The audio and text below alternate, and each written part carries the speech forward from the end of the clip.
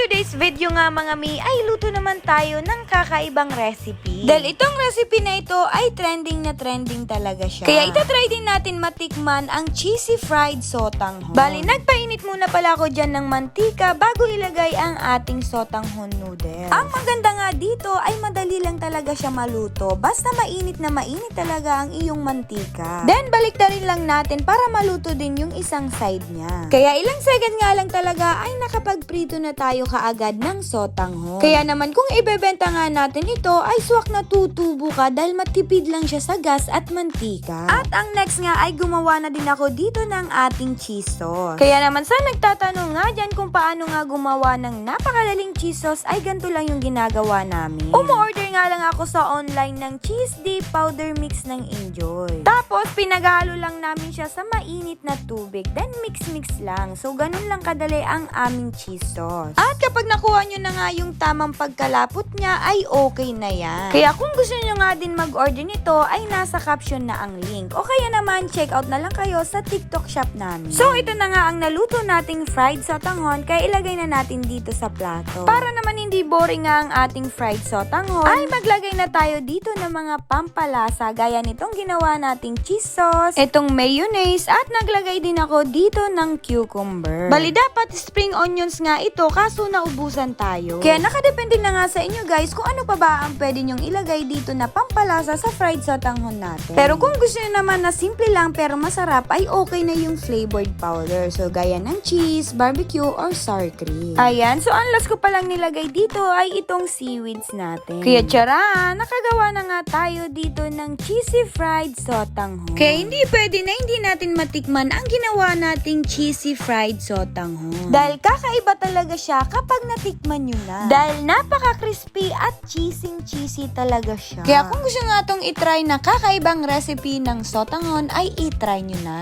Kaya yun lang guys. Thank you for watching and supporting. Bye-bye!